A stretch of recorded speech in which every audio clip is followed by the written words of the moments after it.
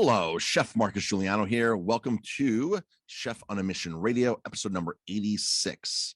This is your episode about storing wine, the top 11 questions asked that people ask about storing wine. I'll address each question individually and break it down from there. So there's a lot to know about storing wine.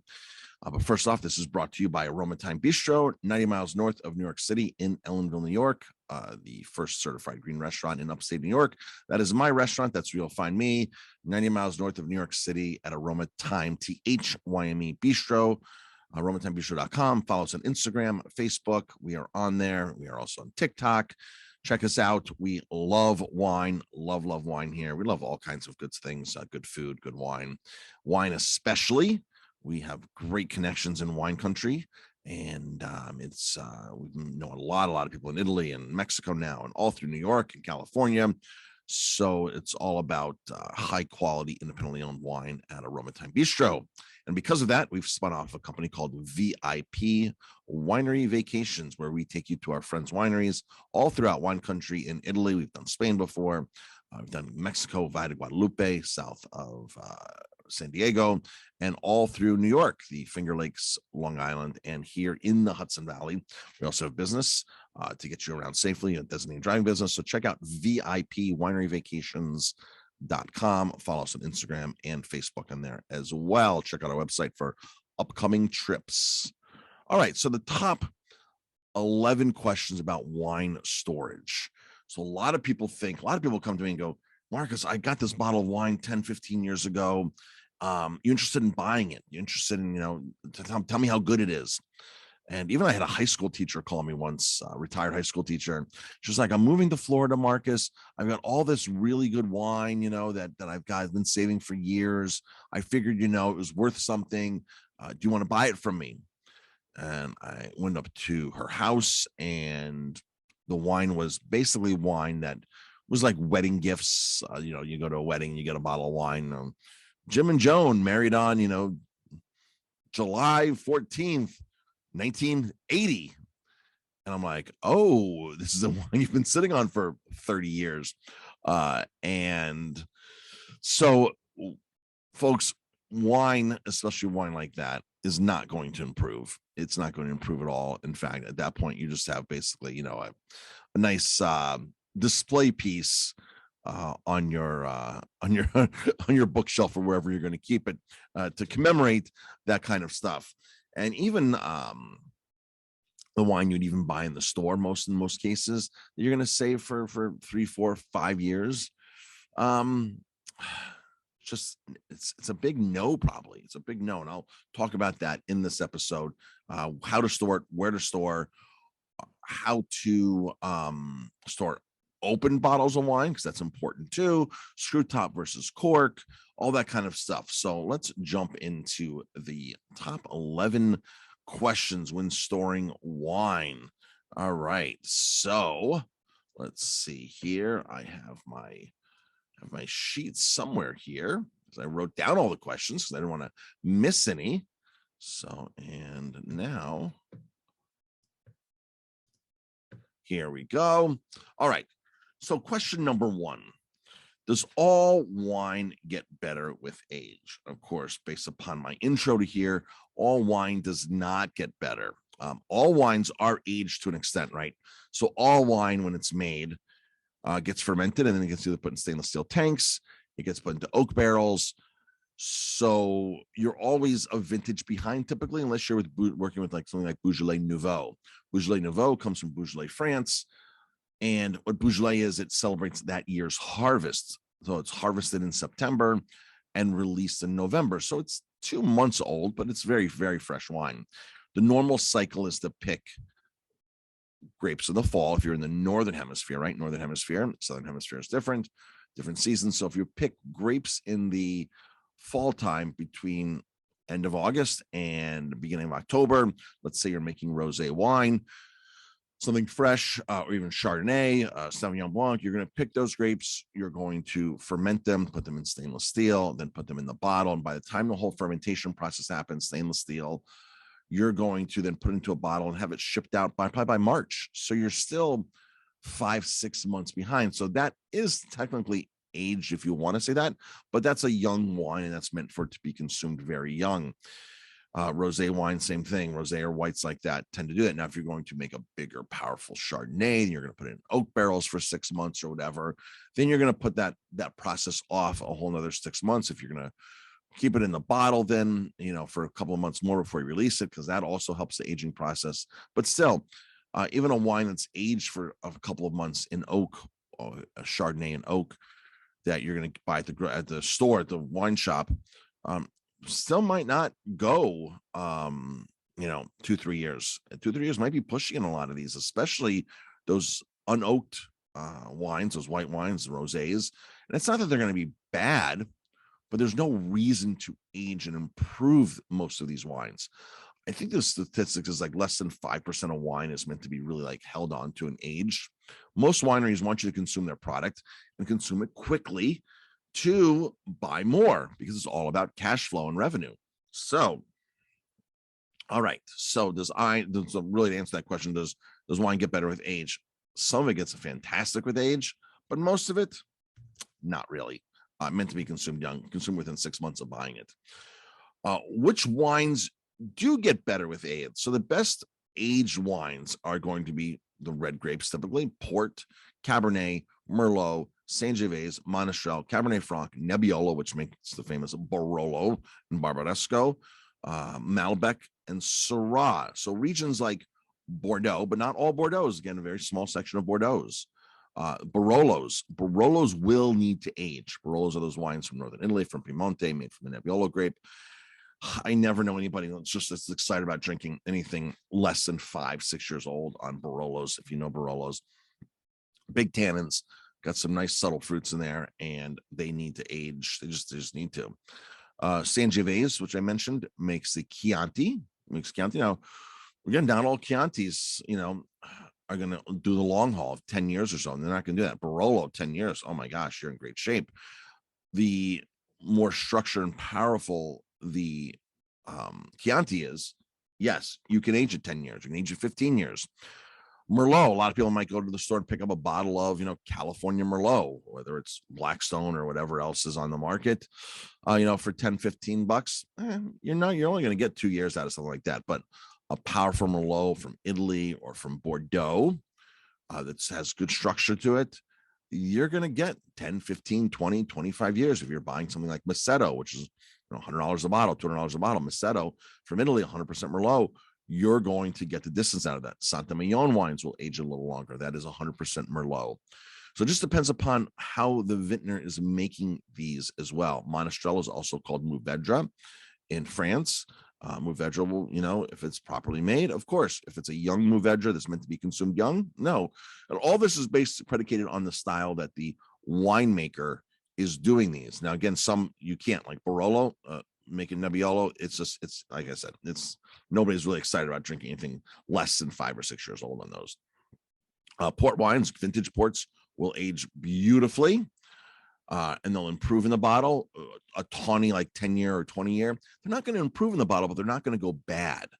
So this can create, quite a complex thing here, because you're going to be so confused. Like, well, I thought it was Merlot I can age, and now all of a sudden I aged a Merlot for 10 years and I opened it up and it's terrible. I went and bought a beautiful bottle of Chassagne Montrachet when I was in France when did we buy it? We bought it in 97. And it was already a couple years old, and we opened it in the year 2000. It was probably 6-7 year old bottle of Chassagne Montrachet, and it was a red Chassagne Montrachet, not the typical white. And I opened it up with a French chef who I was working with at the time. We were both moving on. He was moving to Vegas. We were moving to New York, so we were having our last celebration dinner together. And I opened this bottle of Chassagne Montrachet, and he's from France. I was so excited, and thumbs down, terrible. We were both like, oh my gosh, I didn't know much about wine 22 years ago, but I didn't know that bottle was bad, and I thought that bottle would age, and come to find out, I probably stored it the wrong way. Maybe that particular year did not age properly, because each year, so if you buy a wine 1 year to the next year, that particular vintage can make a year on how long it will age. Right now, 1983 Bordeaux's are drinking great. The 1984 Bordeaux's are not drinking great. The 81 Bordeaux's are not drinking great, but the 82 or 83, whatever the vintage year was drinking great. 2005 Burgundy wines, the reds, best vintage in 60 some years. That wine is going to age, another 10, 20 years, right? So it does, but it depends upon the vintner's expression as well. The regular run-of-the-mill Bourgogne or Burgundy wine that was $10 retail is not going to age like the one that was 60, 70, 80, $100 retail. So keep in mind that price here does typically predicate how long the wine will age too. So price is a big predicator. All right, so and let's talk about red wines. White wines you can age too. So if you have a bottle of Kistler Chardonnay or Bon Christiani Chardonnay, which I love, or a big white Burgundian oak Batard Montrachet, Shashan Montrachet, those will age as well. Those will absolutely age and age beautifully. Rieslings, if you get a high quality Riesling, you can age those for 10, 20 years and get a little turpentine on it. Will get really, really beautiful. Rieslings transform amazingly. I do know some whites, other white grapes that will, just again, depends upon the structure of the wine from the vintner. But again, price predicates typically what you can do as far as aging them. All right. Question number 3, should unopened wines be refrigerated? Always keep unopened wine with a natural cork lying down in the refrigerator. However, I would not do prolonged aging in the refrigerator because the refrigerator is a very dry environment. There's no moisture going in there. So even though it's temperature controlled, which is what you want, it's so dry that it can dry the cork out. If you keep wine on its side, then you're always going to have at least the one side of the cork wet from the wine, right? But if you stand it up, you can dry all that out.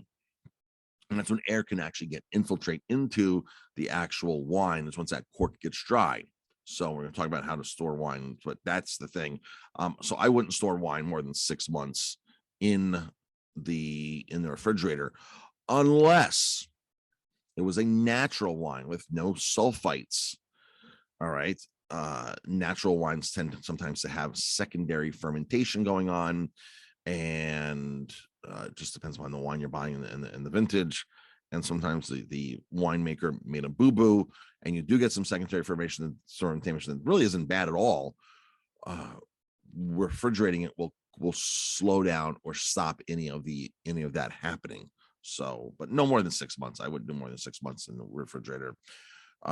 If it's a screw top, that's a different thing, because the screw top will not dry out. Okay. So question number 4, can you age wine in the refrigerator?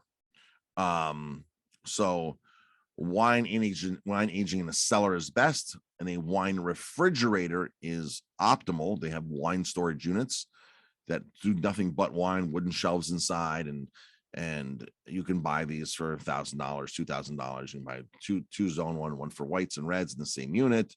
You can buy stuff from 15 bottles, 30 bottles to 200 bottles. All right. We have I think 165 bottle one in the restaurant. Plus we have other coolers for wine that we lay down flat. But in the wine cooler specifically, the wine refrigeration, let's call it wine refrigeration, those are going to have not adjustable, but they're going to account for the humidity and things like that. So that's really the best. If you're serious about this, that'd probably be the one single best way to go, is buying something that's like that without shy of building a closet and putting a unit in there. So you could, if you're really, really serious, then you just, close off a closet, insulate it, corner in your basement and insulate it, and put some kind of unit in there to help. So let's see. What is really the correct way to store wine? Question number 5. The key takeaway should be to store your wine in a dark place, right? Dark place is going to dark and cool, a little bit of humidity. Those are the 3 things on its side that can go the distance. All right. So you might be able to achieve this through the corner of your basement, underneath in a closet in the basement. Your basement in general just might be that all the time, right? So, but dark, cool, and a little bit of some type of moisture, not terribly not arid. Okay, not arid. So, if you can't keep the bottle out of light entirely, then put a blanket over the wine. Some wine comes wrapped in paper. Keep that in the paper. That's what that's for. The same like Cristal champagne. It has that foil on the outside. It's not foil, but it's like a cellophane wrap on the bottle. That is designed specifically to refract certain light to preserve the bottle of Cristal. So that's why that's on there. So wine, when it's packaged, wrapped with paper, that's just to help you store it properly. All right. So if you're in a basement and you get sunlight in from a window all the time or something, then throw a blanket on it, something like that, and that'll help just fine. All right. So question number 6. Can you drink wine after 2 weeks? Now, I didn't come up with these questions. 2 weeks unopened, actually. Open. 2 weeks open. I didn't come up with these questions. I just pulled these off the internet. It's like the top questions that are asked. So I figure these are relative to the topic here. So can you drink opened wine after 2 weeks? Well, most wines, no. Ice wine, yes. Port wine, of course. Dessert wines that have higher sugar contents, those will. But your typical wines, like a bottle Chardonnay, a bottle Merlot, a bottle Barolo, you can't get away with that after 2 weeks. You can usually leave it for a few days before the wine starts to taste different. However, don't push it past 3 days. 3 days. Now, every now and then you'll get an oddball wine like Rosetto from Italy, and Rosetto is this white grape, makes white wine. And, you can probably get 10 days out of Rosetto, which is fantastic. But that's such an oddball grape, and not many people make 100% Rosetto. It's very hard to vinify because very thick skins, very tannic. Riccardo Coltarelli has figured out a way to flash freeze the grapes where the flesh doesn't freeze, but it breaks the skins so you can press it and not get all the tannins into the wine, and thus make this bold white wine that will last a week opened. And restaurants love it because the wine stays fresh. It actually takes an hour to open up and improve before you can really enjoy the glass when you open it. So do not keep wine for 2 weeks unopened. I'm sorry, opened. If you don't keep them 2 weeks, if you have a bottle of wine that's been open 2 weeks in your refrigerator, make sangria out of it. Most likely you add a little sugar, you add some brandy to it, you add some fruit to it. You'll be totally fine with sangria. In sangria, you can use whites and reds, miscellaneous ones, round them all up, and you'll be totally fine. So that's question number 6. 2 weeks opened, no. In the refrigerator, no. All right. Question number 7. Is it okay to store wine upright? So you always want to store wine on its side. And I explained that in, I think, the first question about the cork drying out, covering you. So if you have the bottle of wine standing up, you have this air gap up top. So air can penetrate going through the cork the opposite way inside the bottle, and air can go from the outside. So the cork is not wet. This is why wine racks are built, so you can put wine on their sides. Now, can you get away with it for 6 months? Of course you can for 6 months. That's no problem. But if you're storing, the quality of the cork makes a big difference. A lot of wines now have plastic corks. You're not going to dry out a plastic cork, right? So, but wooden corks, they come with imperfections to begin with. So even if you do store it on its side, you can still get a corked bottle. You can still get leakage from the cork. You can still get something. And just because a cork is leaking, if you've been aging something for a couple of years and it's sitting there on its side, and all of a sudden you get to it and it's like sticky on the neck, and you're like, oh boy, some wine actually seeped through. Does not mean the wine is bad. It does not mean the wine's bad. So open up the wine, experiment with it. Sometimes it does mean, this is way off. But sometimes the wine's totally fine in there. You just won't know until you actually open it. So store wine on its side. Now, question number 8. Should I store screw caps on their side? Well, screw caps, folks, like a plastic cork, they won't go bad. They won't dry out. So you actually can get away with standing the wine upright if it has a screw top. So a screw top will make that work. So that's question number 8. Question number 9. Is it okay to store wine at room temperature? So yes and no. For up to 6 months, 6 months is a good general rule. Room temperature is fine. But you really want something cellar temperature, right? So cellar temperature is going to be that 55, 56 degrees to 60 something degrees, anywhere from 50 to 65, 66, 67, 68 degrees cellar temperature. Now, here's the most important thing in your story. Whether you pick 56, which might be the optimal temperature that every wine connoisseur says, right, or the vineyards say, the winemakers say, well, 56 might be optimal. 64 is not going to hurt. 68 is not going to hurt. 52 is not going to hurt. What's going to hurt is if you go from 52 one day to 68 the next day, back to 51, back to 70, back to 56, up to 66, back to 51. The constant range of temperatures is what does your wine in.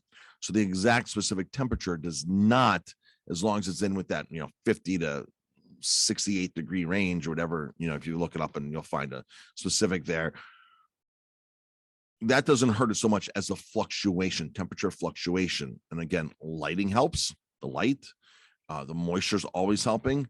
So, if you're putting something downstairs in the basement, don't put it next to your furnace. Your furnace is going to be the warmest part of the basement, right? So there you go. So room temperature, cellar temperature is ideal. Room temperature, if you have it in your living room for 6 months, 7 months, no big deal, right? If it's on its side, this then no big deal, especially wines that are going to be consumed young. But if you just bought a couple collectibles, a couple Barolos or something, I wouldn't even keep it in the living room unless you're going to plan on drinking it. If you bought something that's already aged and you're going to drink it, within a couple of months, and that's fine. But Barolo should go right into the cellar, right into a unit, and be preserved right from the beginning. So, question number 10, not so much about aging. So we're going to go into how much wine, quantity of wine. How many glasses do you get per bottle? And this is often a question I always wonder at restaurants, because I've noticed that restaurant wine pours keep getting smaller and smaller. So the ideal pour is 4 glasses out of a bottle. That's a 6-ounce pour. That's what we do at my restaurant. Some restaurants love to get 5 glasses out of it. All right, 5 glasses. And some restaurants love to get 6 glasses, which is only a 4-ounce pour. 5 ounces, a restaurant can get away with 5 ounces. 4 ounces, I think that's being, unless it's priced appropriately. But I find that, restaurants are doing that just to take advantage. They're not lowering the price or keeping the price the same as they would have if they were serving a 6-ounce. They're just now, or as another restaurant would be, but they're just now, taking advantage of that extra margin. And it's a big difference. Even 1 extra glass per bottle over the course of case after case after case after case, that's 12 extra glasses per case. $10 a glass on the low side is $60 extra. $60 extra adds up very quickly if you're going through case after case after case after case. You're buying 5 to 10 cases of wine a week, 10 cases, $60. That's $600 extra. That's covering the cost of your wine in a lot of cases. So that's an important question to ask when you go to a restaurant, is how large are your pours? So they say 5 ounces and you look at the price, you're like, well, it's probably cheaper for me to buy the bottle, right? And I can take the rest home, or we can sit here and consume it. So that's a great question to ask. And I'm going to do an episode on value wine and how to get the best values. Because a lot of times the more you spend, the better of value you get on wine. For example, a lot of restaurants will buy a $5 bottle of wine and charge $10 a glass. But if you find a restaurant that has $20 glass of wine on it, they probably might have paid $30 for the bottle. So you see, they're going the opposite direction. The lower the cost of the bottle, the higher the margin is. It's just the natural way restaurants do it. If you bought a bottle of wine for $5, you sold the glass for $5. That's only $5. So you want to double, sometimes even triple. What restaurants do is sometimes really, really sad. And it's a shame how much they mark certain things up. So I always look for wines that are higher priced, because I know you can't times something by 5 or 6 times the bottle price when it's $30. Because if you do, let's say you're buying a $5 back to the $5 bottle, if you times that by 5 or 6, you can get $30 a bottle for it, right? Which is, you go to a restaurant, $30 a bottle, that's expected, right? But now if the restaurant buys the wine for $30 and you times it by 6, that's $180 bottle of wine in the restaurant. You could never get away with something like that, not even in New York City. to buy something for 30 and charge 180, unless the wine is super, super, super rare and you got an amazing deal. But regular pricing structures, that's not going to allow that. A $30 bottle of wine may be $100. So they only up it by 3, right? So now if they were to pour that by the glass, that wine that costs $30, it might be a $20 wine by the glass, or 22 or 23. Well, honestly, that's a much better value ratio wise than the cheaper wine. So, and it's going to be hopefully a lot better than a $5 bottle. So 4 glasses out of a bottle of wine, folks.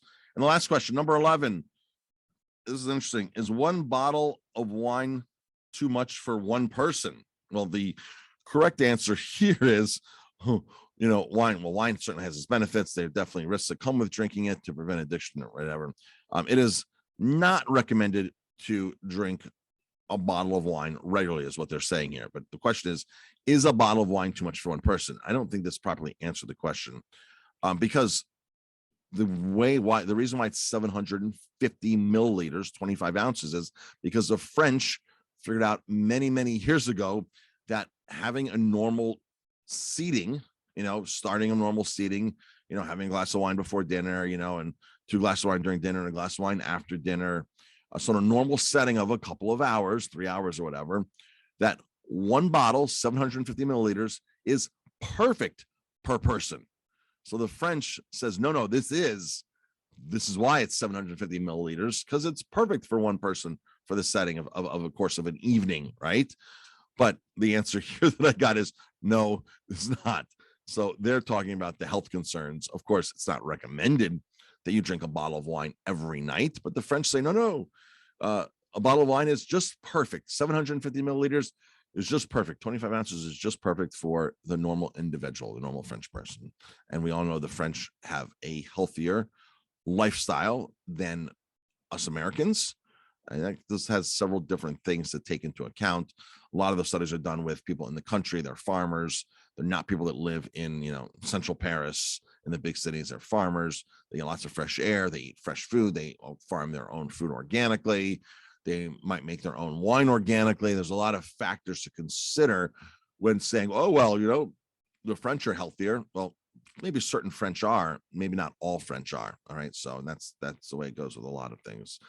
So, it's like one of those things where the doctor says, oh, you can have a drink every day because having a glass of red wine is going to relax you, help with your whatever blood pressure, this or that, or, relax you to so you don't have blood pressure. That's, the theory, hopefully. So what now doctors say, well, it's okay if you have one glass of wine a day. And then all of a sudden it's misconstrued to, well, my doctor said I can have a drink a day. And then my doctor's that drink a day also turns out to be, well, a whiskey a day, because a whiskey is a drink. And well, if one drink is good, maybe 2 drinks are good. So then all of a sudden the person construes this into, well, my doctor said I can drink every day and it's healthy, as they're drinking 3 Manhattans or 3 vodkas, right? No, your doctor said you can have 1 glass of wine a day, but it gets construed to or manipulated to, we manipulate it so it serves our benefits, or to justify our actions, really, is how that's served. But the French say 1 bottle of wine is perfect, folks. So enjoy it over the course of the evening. 750 milliliters, 25.4 ounces. All right, folks, thanks for tuning in. I really appreciate it. This is Chef on a Mission Radio, episode number 86. Go to marcusguiliano.com or aromatimebistro.com if you want to catch past episodes. Click the link that says Chef on a Mission Radio, and it'll take you to the podcast. And this podcast may be heard wherever podcasts are distributed, like Apple Podcasts. I don't know, we're on a bunch of things, iHeartRadio, maybe Spotify, and we distribute through several. So thank you very much for tuning in, everybody. Have a great day. And if you're going to store some wine, those are some great guidelines for storing wine and or drinking wine. Because again, most wine is meant to be consumed young, fresh, vibrant, and it might not be bad in 3 years, but it's not going to be as fresh. Like if you took a Sauvignon Blanc and waited 3 years to drink a Sauvignon Blanc, especially from New Zealand, chances are it's not going to be bad, but it's not going to be as crisp and acidic and, fresh as it was when it first was released, the first 6 months of release. And then the next vintage comes out, and then the next vintage comes out, and all of a sudden you're 3 vintages behind. So keep up on that, keep tracks of that, keep up on that, and consume it while it is young, fresh, vibrant, and enjoyable. I like to compare it to like a tea bag. When you brew tea of any sort, loose tea or a tea bag. You pop that bag in the water. At 5 or 6 minutes, it might be perfect. At 12 minutes, it's not bad, but it's just not as good as it was at 5 or 6 minutes into the process. That's when it was at peak optimal flavor. And that's how a lot of these wines are. They get released, they're peak optimal flavor for 6 months. And then all of a sudden they start the diminishing by 6 months, or they start diminishing slightly until you have a 10-year-old bottle of Sauvignon Blanc that is totally not good, or a 5-year-old of Sauvignon Blanc that is like, oh, this is terrible. Why did I ever like this wine? So those are your general rules, folks. Enjoy, have a great day, and we'll catch you next time.